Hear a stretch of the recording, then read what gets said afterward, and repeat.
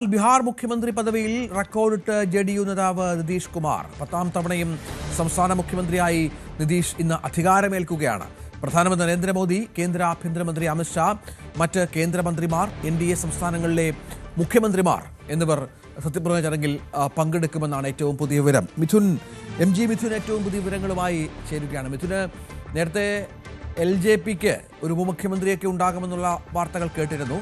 ഒപ്പം കൂടുതൽ മന്ത്രിമാർ സത്യപ്രതിജ്ഞ ചെയ്യുമെന്നുള്ള വിവരമൊക്കെ ഉണ്ടായിരുന്നു. ഇപ്പോൾ ഏതാണ്ട് 22-23 പൗരന്മാർ സത്യപ്രതിജ്ഞ ചെയ്യുന്നൊരു അവസ്ഥയാണ്, സാഹചര്യമാണ്. പിന്നീട് മന്ത്രിസഭാ വികസനം എന്നുള്ളതാണ്. എത്ര തയ്യാറെടുപ്പുണ്ട് ബീഹാറിൽ? കാരണം ഐതിഹാസികമായ ഒരു വിജയത്തിന് ശേഷമുള്ള ചടങ്ങാണല്ലോ.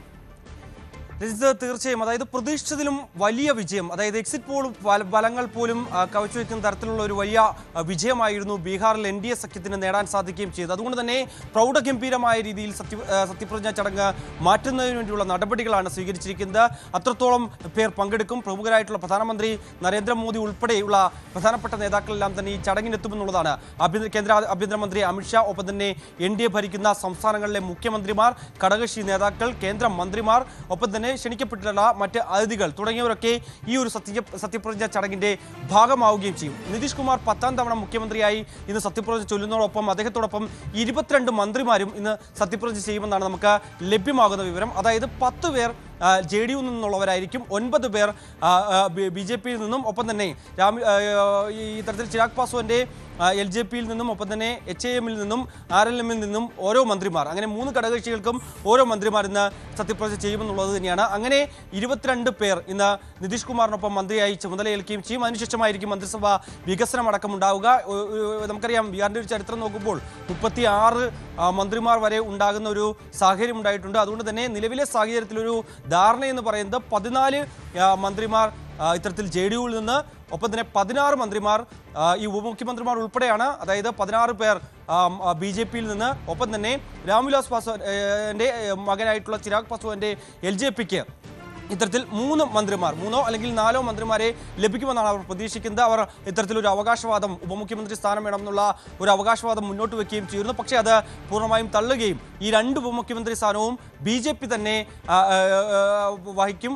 BJPയുടെ സാമ്രാജ് ചൗധരിയും, ഒപ്പം തന്നെ വിജയ് സിൻഹയും ഈ ഉപമുഖ്യമന്ത്രി പദങ്ങൾ വഹിക്കുമെന്നുള്ളതാണ് നമുക്ക് ഇപ്പോൾ അറിയുന്നത്. അതിനുവേണ്ടിയുള്ള എല്ലാ ധാരണകളിലേക്കും എത്തുകയും ചെയ്തു. മറ്റൊന്ന്, ഈ സീറ്റ്, അതായത് ഇത്തരത്തിലുള്ള വകുപ്പ് വിഭജനങ്ങൾ സംബന്ധിച്ചുള്ള ചില ധാരണയാണ് ഇനി ആവേണ്ടതായിട്ടുള്ളത്. അതിൽ JDUവുമായി ചില തർക്കങ്ങൾ നിലനിൽക്കുന്നു എന്ന തരത്തിലുള്ള ചില വാർത്തകൾ കൂടി പുറത്തു വരുന്നുണ്ട്. പ്രത്യേകിച്ച് ഈ ആഭ്യന്തര വകുപ്പ് BJPക്ക് വേണമെന്നുള്ള ആവശ്യം അവർ മുന്നോട്ട് വെച്ചിരുന്നു. കാരണം മുഖ്യമന്ത്രി സ്ഥാനം നിതീഷ് കുമാറിന് നൽകുകയും ചെയ്തിട്ടുണ്ട്. പക്ഷേ ഈ പ്രധാനപ്പെട്ട വകുപ്പായിട്ടുള്ള ആഭ്യന്തരം അത് BJPക്ക് വേണമെന്നുള്ള ആവശ്യമാണ് അവിടുത്തെ സംസ്ഥാന ഘടകം മുന്നോട്ട് വയ്ക്കുകയും ചെയ്തത്. അതിന് പകരമായി ആരോഗ്യവും, ഒപ്പം തന്നെ ധനകാര്യവും ഉൾപ്പെടെയുള്ള പ്രധാനപ്പെട്ട വകുപ്പുകൾ അത് JDUവിന് നൽകാമെന്നുള്ളൊരു തീരുമാനമാണ് BJP നേതൃത്വം JDUവിനെ അറിയിച്ചിട്ടുള്ളത്. പക്ഷേ അതിനൊരു അനുഭാവപൂർണ്ണമായിട്ടുള്ള മറുപടി JDUവിൻ്റെ ഭാഗത്തു നിന്ന് വന്നിട്ടില്ല എന്നുള്ളതാണ്. ആഭ്യന്തര വകുപ്പ് അത് നൽകാനാകില്ല എന്ന ഒരു ഉറച്ച നിലപാടിൽ JDU നിൽക്കുന്നു എന്നുള്ളതാണ്. അതായത് 2 ഉപമുഖ്യമന്ത്രി സ്ഥാനം ഇത്തരത്തിൽ BJPക്ക് നൽകുന്നുണ്ട്. അതുകൊണ്ട് തന്നെ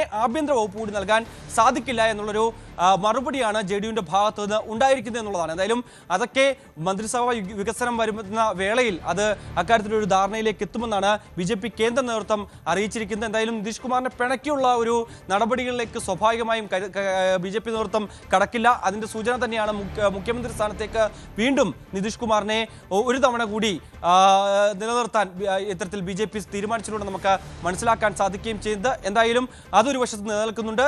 മറ്റൊന്ന്, ഘടകകക്ഷികൾക്കൊക്കെ കൃത്യമായ പ്രാതിനിധ്യം നൽകുക എന്നുള്ളതാണ്. അതിൽ ചിരാഗ് പാസ്വാൻ ഇപ്പോൾ അതിലൊരു അവകാശവാദം ഉന്നയിച്ചുവെങ്കിൽ പോലും തന്നെ കൃത്യമായി കാര്യങ്ങൾ പറഞ്ഞ് ധാരണയിൽ എത്തിയതായിട്ടാണ് മനസ്സിലാക്കാൻ സാധിക്കുന്നത്. അതുകൊണ്ട് തന്നെയാണ് 3 മുതൽ 4 മന്ത്രിസ്ഥാനങ്ങൾ വരെ ചിരാഗ് പാസ്വാന് പാർട്ടിക്ക് നൽകാമെന്നുള്ള ഒരു അറിയിപ്പ് BJP നേതൃത്വം നൽകിയിട്ടുണ്ട്. കഴിഞ്ഞ ദിവസം ചേർന്ന യോഗത്തിലാണ് ഇക്കാര്യത്തിലുള്ള ധാരണ, അല്ലെങ്കിൽ അത്തരത്തിലുള്ള ഔദ്യോഗിക പ്രഖ്യാപനത്തിലേക്ക് വന്നില്ല എങ്കിൽ പോലും തന്നെ അത്തരത്തിലൊരു ധാരണയിലേക്ക് എത്തിയിരിക്കുന്നത്. എന്തായാലും നിലവിൽ ഇന്ന് 22 പേരാണ് നിതീഷ് കുമാറിനൊപ്പം സത്യപ്രതിജ്ഞ ചെയ്യുക. അത് കാണുന്നതിന് വേണ്ടി അതിൻ്റെ വേണ്ടി എല്ലാ ഉള്ള ഒരുക്കങ്ങൾ നമ്മൾ ദൃശ്യങ്ങൾ കാണുന്ന പോലെ തന്നെ പ്രൗഢഗംഭീരമായിട്ടുള്ള ഒരു വരവേൽപ്പായിരിക്കും മുഖ്യമന്ത്രിയായി 10ാം തവണയും ചുവടെടുത്ത് വെക്കുന്ന നിതീഷ് കുമാർ നൽകുന്നത് അത്രത്തോളം ആളുകൾ പങ്കെടുക്കുന്ന പ്രൗഢഗംഭീരമായ ഒരു ചടങ്ങാക്കി ഈ ഒരു സത്യപ്രതിജ്ഞ ചടങ്ങിനെ മാറ്റാനാണ് NDA തീരുമാനിച്ചിരിക്കുന്നത്. വിവിധ കക്ഷി നേതാക്കൾ ഒപ്പം തന്നെ വിശിഷ്ടാതിഥികൾ ഉൾപ്പെടെയുള്ളവർ ഇവിടേക്ക് എത്തിച്ചേരുകയും ചെയ്യും. 11:30 കൂടിയാണ് സത്യപ്രതിജ്ഞ ചടങ്ങുകൾ ആരംഭിക്കുക. അതിനു മുന്നോടിയായി തന്നെ പ്രധാനമന്ത്രി നരേന്ദ്രമോദി അടക്കമുള്ള നേതാക്കൾ വേദിയിലേക്ക് എത്തും. എന്തായാലും അതാണ് 11 മണിക്ക് ശേഷമാണ് ഇതുമായി ബന്ധപ്പെട്ട ചടങ്ങ്, വളരെ പ്രധാനപ്പെട്ട ചടങ്ങ് നടക്കുക എന്നുള്ളതാണ്. തത്സമയ സംപ്രേഷണം ഉണ്ടാകും ന്യൂസ് 18-ലും. നമുക്ക് മറ്റൊരു വാർത്തയിലേക്ക് പോകണം.